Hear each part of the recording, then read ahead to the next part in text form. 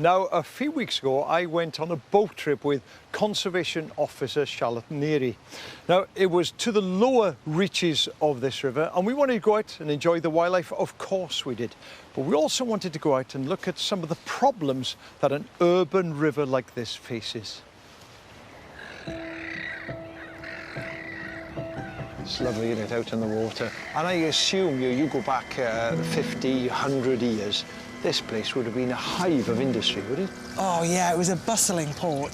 There was a lot of boat maintenance going on, so probably quite polluted, if I'm honest. There's a big change now, because just, you know, looking around, newt swans, you've got mallard, variety of wildfowl, actually, and lots of gulls here as well. It's a good place for wildlife.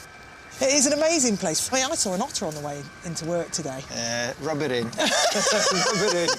All right, I didn't. On my daily commute, I saw an otter, which is just bonkers. And when I first started working on the water of Leith, I didn't see one for 10 years, but now it's almost a daily occurrence. And I would say the same for kingfishers. I often see shoals of fish, and I didn't used to see them before either. So there has been a change, there's been a positive change that has led to an increase in biodiversity on this river in the last decade, I would say. I mean, there's still no room to be complacent, unfortunately, and it's a constant battle to clean up the river from just urban litter that gets into it.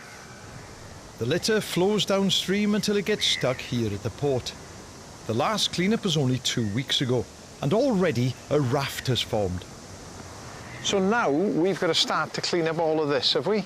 Yes. Right. So what do? Get some of these, use our hands, or don't use your hands, okay. Because you're not really... I can't tell you what we might find. Yeah, well, yes, I can imagine some of the things we might find here.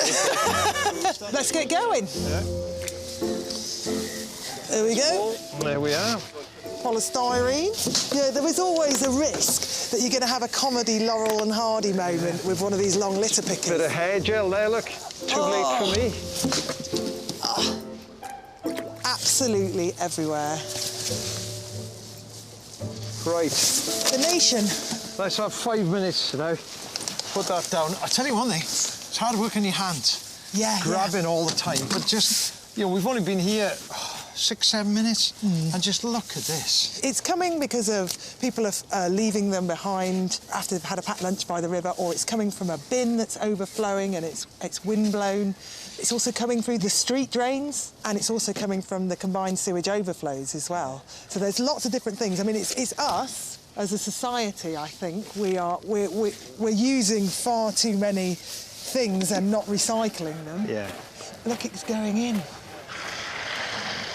Lovely, amazing. They just have a swan fly by and then it's going right into the middle of all the rubbish. I know, but you know, like, there's the impact. They're living in it. Do you know what I find? It's uplifting, you know, to hear that you and all these volunteers are out and about cleaning this place up. But there's something quite heartbreaking about it as well, the fact that you've got to do it, and you've got to do it all the time. Yeah. I've been doing it for 22 years. Have you? And people have said to me, don't you get frustrated, don't you get angry? I think I would if it wasn't for the really cool volunteers all around me, like, helping. Yeah. And the fact that I've seen an increase in biodiversity in the last 22 years, and I've seen a decrease in the litter.